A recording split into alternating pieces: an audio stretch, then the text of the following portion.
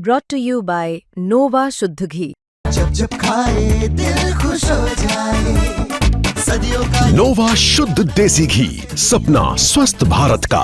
I love घी।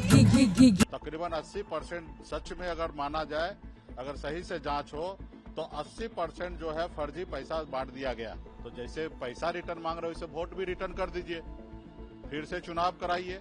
नहीं, देखिए सरकार ये क्लियर था कि सरकार को तो बनना था नहीं, बिहार के जनता ने मन बना लिया था बदलना है, लेकिन एन टाइम पे राज्य के जनता का पैसा 20,000 करोड़ रुपया सिर्फ वोट लेने के लिए, चाहे जीविका के माध्यम से जीविका दीदी को 10-10 हजार रुपया दिया गया और या युवा को, बेरोजगार युवा को 5-5 हजार रुपया दिया गया, तकरीबन 20,000 करोड़ रुपया दिया गया।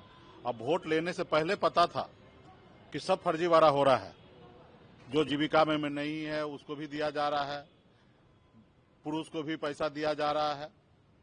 लेकिन उस समय में क्या था कि वोट लेना था और आनंद फानन में सबको पैसा दे दिया है। तकरीबन 80% सच में अगर माना जाए, अगर सही से जांच हो तो 80% जो है फर्जी पैसा बांट दिया गया। और अभी आप देख रहे हैं कि वोट लेने के बाद वो पैसा रिटर्न लेने के लिए जीविका दीदी की तरफ से चिट्ठी निकला है, विभागीय चिट्ठी निकला है कि पैसा रिटर्न देने का।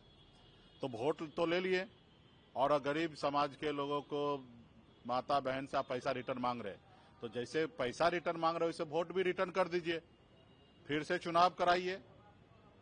और फर्जीवाड़ा तो पहले ही कर रहे थे, पहले से सरकार को पता था।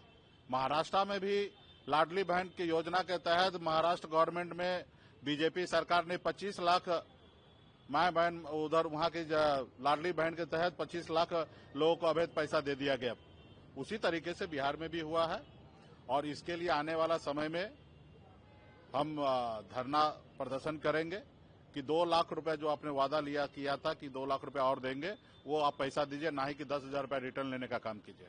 बुलडोजर एक्शन जिस तरीके से कई जिले में अवैध अतिक्रमण के खिलाफ चल रहा है, उसको लेकर क्या कहेंगे? नहीं, देखिए अवैध है, अतिक्रमण है तो उसको जरूर बुलडोजर चलना चाहिए, लेकिन जो बेघर है, जिसके पास रहने के लिए घर नहीं है, ऐसे ठंडी के समय में, जिस समय में लोग घर से बाहर नहीं निकल रहे, उस समय में मैं देख रहा हूं पूरे प्रदेश में वीडियो के माध्यम से, न्यूज के माध्यम से कि लोगों को बेघर किया जा रहा है।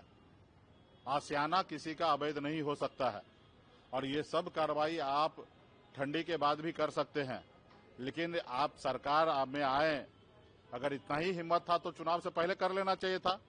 कोर्ट का आदेश तो पहले से है, लेकिन कोर्ट का आदेश को पहले से पालन नहीं कर रहे थे उस समय में, क्योंकि आपको वोट लेना था।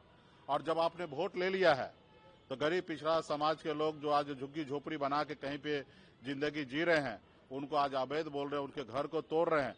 ये आपकी पॉलिसी है सरकार का, जिसके पास रहने के लिए जमीन नहीं उनको 3 डिसमिल जमीन देने का। तो आप अपना कर्तव्य नहीं निभा रहे हैं। प्रधानमंत्री कह रहे हैं कि हम पूरे देश में हम सभी को घर बना के दे चुके हैं, पक्का मकान बना के दे दिए।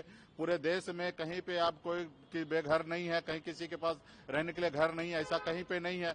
लेकिन तो फिर ये लोग कौन है जिनको आप घर से बाहर कर रहे हैं, उसको बुलडोजर लगा के तोड़ रहे हैं। तो ये सरकार जो है गरीब पिछड़ा का नहीं है, ये अडानी अंबानी का है।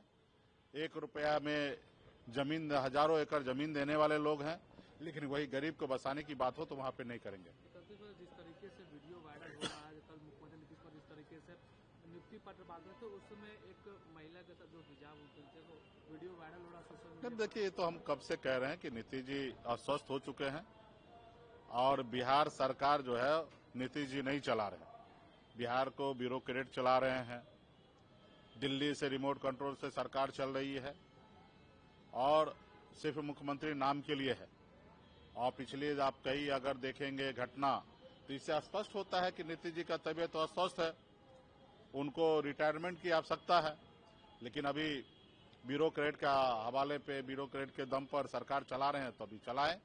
बाकी हम तो उनके से आग्रह करेंगे, उनके परिवार के लोगों से, उनके पार्टी के नेता से, कि माननीय मुख्यमंत्री जी के सही से उपचार कराइए।